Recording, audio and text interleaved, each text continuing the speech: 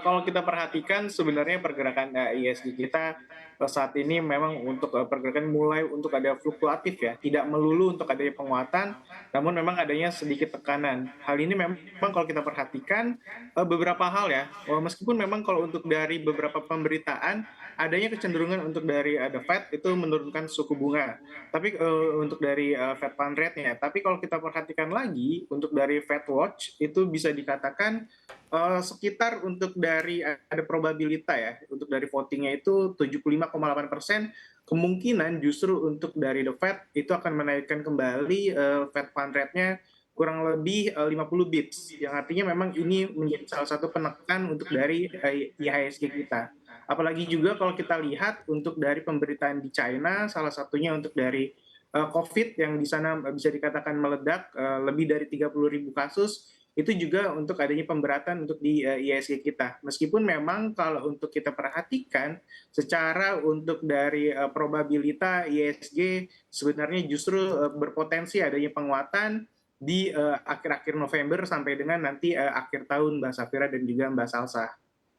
Oke baik, ini, Mas, mayoritas sektor ini kan berada di teritori negatif begitu ya, namun pelemahan paling dalam ini di sektor energi dengan pelemahan hingga, 1% lebih gitu. Ini apa yang membuat sektor energi terkoreksi? Apakah memang ini koreksi sehat saja atau memang terpengaruh, dengan harga-harga batu bara dan gas alam?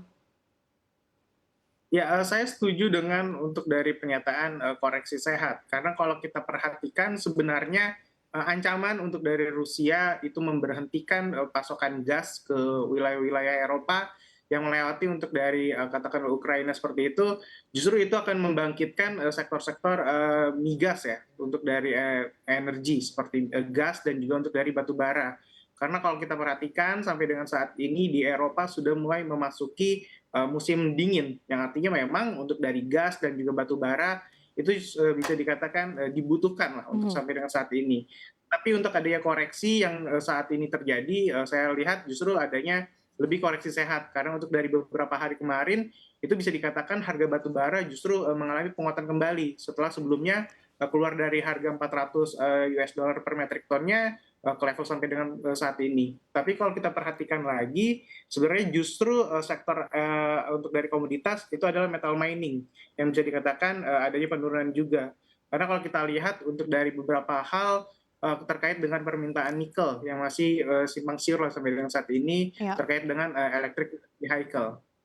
Tapi untuk sektor energi sendiri apakah masih cukup prospektif? Artinya meskipun kalau kita lihat tren harganya sudah mulai melandai dibandingkan dengan, level yang sempat disentuh hingga 446, Anda melihat seperti apa Mas Rudi?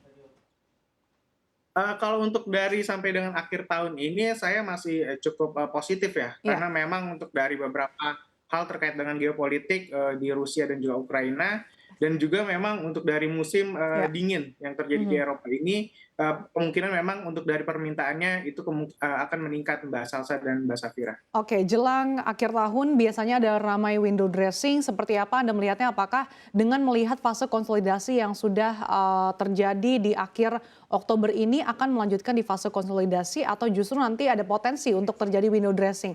Karena kalau kita lihat pergerakannya di situ-situ saja Mas Rudi agak sulit begitu untuk menembus level resistensi di 7.100. Apakah kemungkinan juga tadi sektor energi yang Anda sebutkan ini justru menjadi penopang IHSG untuk, menuju window dressing?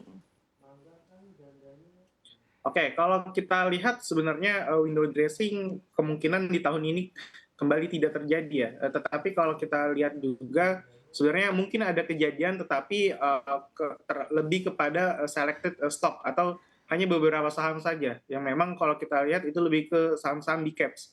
Karena apa? Untuk dari beberapa fund manager sampai dengan saat ini masih melihat tren untuk di 2023 seperti apa. Apakah memang untuk dari tune-nya lebih kepada negatif yang dalam artian resesi atau tidak. Karena kalau diperhatikan kembali untuk dari beberapa government bond itu terus mengalami peningkatan dan juga untuk dari beberapa hal terkait dengan earnings dari beberapa laporan keuangan itu bisa dikatakan tidak sekencang sebelumnya.